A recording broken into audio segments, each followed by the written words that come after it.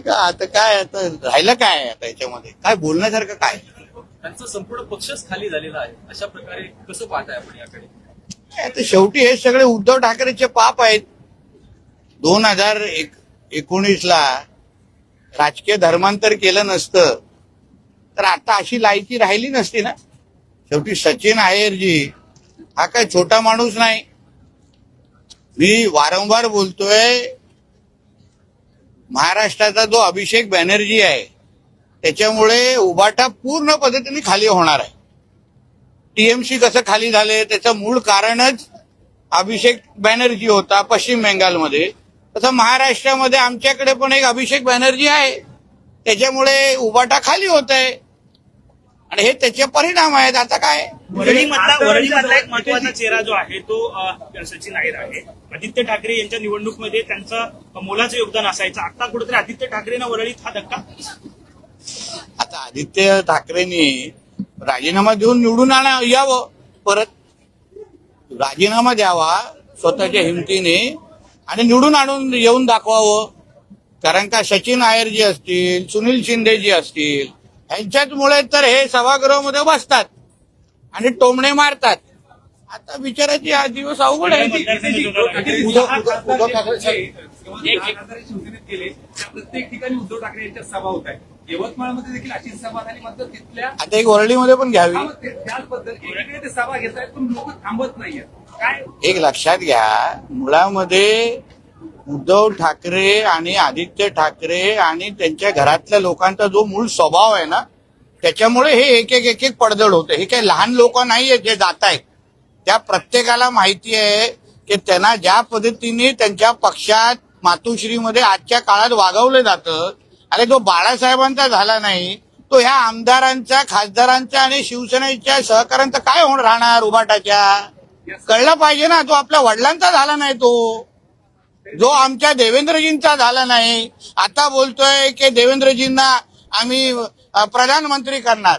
अरे 19ला तू माती खाल्ली, शेण खाल्लास. ज्या देवेंद्र फडणवीसजींनी तुझ्या सख्या भावापेक्षा तुला 14 ते 19 मध्ये सांभाळलं, त्या देवेंद्रजींना तू 19 मध्ये मुख्यमंत्री बनायला दिलं नाही आणि आता प्रधानमंत्रीची भाषा तू करतो. नाला नीच माणूस आहे, नीच नीच. त्या नीचचं दुसरं उदाहरण डिक्शनरीमध्ये बघितलं ना, नीच इक्वल टू उद्धव ठाकरे. 19ला अगर तू माती खाल्ली नसतीस, मुल्ला मौलव्यांच्या समोर झोपला नसतास, झालं नसतं आजच्या दिवस आजचे हे सगळे गोष्टी. आणि आता पाप भोगा, हे त्याच्या स्वतःचं कर्म आहे. हिंदुत्वाला विरोधात गेल्यानंतर, स्वतःच्या धर्माच्या विरोधात गेल्यानंतर, देवी देवतांच्या विरोधात गेल्यानंतर ह्याच्यापेक्षा वाईट असंच होणार ना. दोष देताना दिसत आहेत ते. म्हणजे आताही प्रत्येक सभेमध्ये देवेंद्र फडणवीस, भाजप, एकनाथ शिंदे या पुढापुढीला दोष ते या सगळ्यांना देताना दिसत आहेत आताही.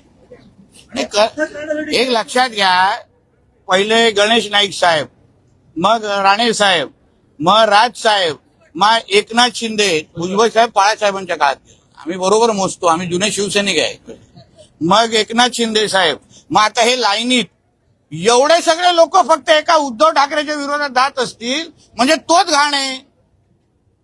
हे सगळे लोकांचं कॉमन फॅक्टर उद्धव ठाकरे आहे. वेगवेगळी कारणं नाही आहेत. सगळेजण एकाच माणसाच्या विरोधात बाहेर जात आहेत म्हणजे त्याच माणसामध्ये फॉल्ट आहे. ते तो स्वीकारायला बघत नाहीये. त्यांनी गपचूप घरी बसावं किंवा कुठेतरी वृद्धाश्रम मध्ये जाऊन बसावं.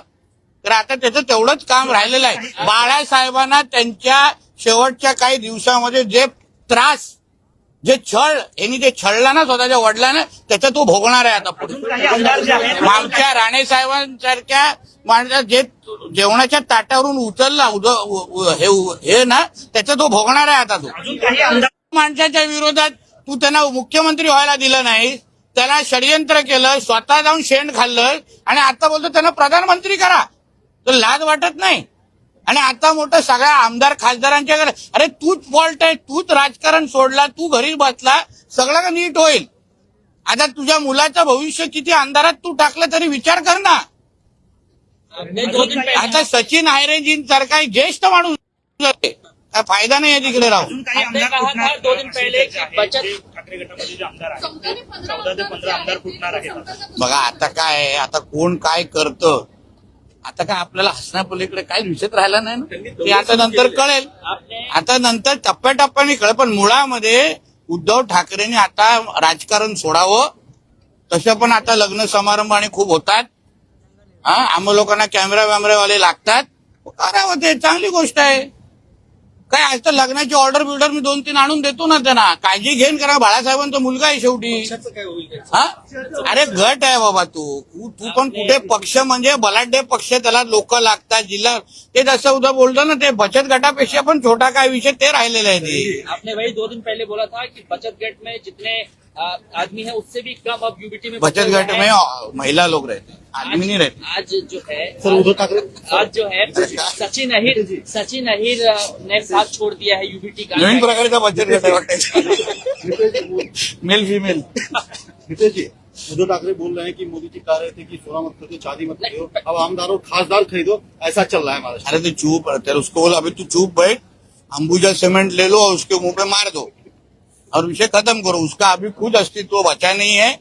अभी सचिन अहिर जी जैसे लोगों को अगर वर्ली में रह के उनके साथ अगर भविष्य दिख नहीं रहा है तो फिर अभी आदित्य ठाकरे ने राजीनामा ले दे के वापिस चुन के आके दिखाना चाहिए. इतना हिम्मत है ना दूसरे के इधर जाके मैं क्या हूँ. अभी किधर से हवा जा रहा है पूछो उसको. उद्धव जी कह रहे हैं कि वक्त खराब चल रहा है, जब वक्त मेरा आएगा तो मैं जो हिंदुत्व के साथ गद्दारी करेगा उसका वक्त खराब ही होगा. जो खुद का धर्म का हुआ नहीं, खुद के पिताजी का हुआ नहीं. हमारे सनातन हिंदू धर्म में माँ पिताजी को भगवान जैसे हम लोग पूछते हैं. जो आपने खुद के पिताजी का हुआ नहीं ना, उससे इससे भी खराब हशर होने वाला है. ये हश्र हम लोग कुछ नहीं, उसका खुद का ही कर्म है वो. हम लोग को कोई किसी को करने को नहीं लग रहा है. वो खुद ही ने जो उसने अपने खुद के पिताजी के साथ, अपने खुद के साथ हिंदू धर्म के साथ जो किया वही वो भोग रहा है आदमी. उद्धव के साथ साथ आदित्य भी जिम्मेदार है क्या? क्योंकि अरे वो सेलिब्रिटी तो के साथ हमारा उनके बहुत सारे वो तो जान अभी वो तो तू तेरा सेलिब्रिटी कहाँ से आया. नहीं, सेलिब्रिटीज के साथ बहुत जान पहचान जो है समझ में आता है, लेकिन जो अपने पार्टी के नेता हैं उन्हें संभाल के नहीं रख पा रहे हैं. वो शायद जो सेलिब्रिटी करते हैं वो अपने आमदार खासदार नहीं कर रहे होंगे ना. इनके लिए सेलिब्रिटी अलग तरीके का कंपनी देते हैं ना, ये अलग तरीके का देते हैं. तो शिरडी में साईं बाबा का आशीर्वाद लिया है और बोले है हम देखिए कोई भी हमारा हिंदू भगवान ये उस पापी को आशीर्वाद नहीं देगा. उसको बोला है जामा मस्जिद जाओ, हाजी अली दरगाह जाओ, उधर कोई मुल्ला मौलवी को पकड़ो, उसका दाढ़ी को ऐसा करो, कुछ मिला के देखो. अब आदित्य विधानसभा में फिर से चुन के आ सकते हैं क्या? क्योंकि नहीं, 29 को है रे बाबा. हिम्मत होएगा तो पहला राजीनामा दो, देखते अपन. हो गया, अभी जाओ. देवेंद्र जी को प्रधानमंत्री जो बनाने की कवायद उद्धव जी ने की है. अरे यही उद्धव ठाकरे ने 29 को हमारे देवेंद्र जी को मुख्यमंत्री बनने से रोक दिया था. महाराष्ट्र के जनता ने देवेंद्र फडणवीस जी के नेतृत्व के सरकार, जो युति की सरकार थी, शिवसेना बीजेपी की सरकार थी, उसमें देवेंद्र जी को पसंद करके वापस मुख्यमंत्री बनने के लिए मैंडेट दिया था. यही उद्धव ठाकरे ने गद्दारी की, बेईमानी की और देवेंद्र जी को मुख्यमंत्री बनने से रोका. और आज वो प्रधानमंत्री की बात करता है, नीच आदमी है वो. तभी अगर 19 को अगर उसने देवेंद्र जी को के विरोध में अगर षड्यंत्र किया नहीं रहता तो आज ये इस तरह का हशर नहीं होता उसका.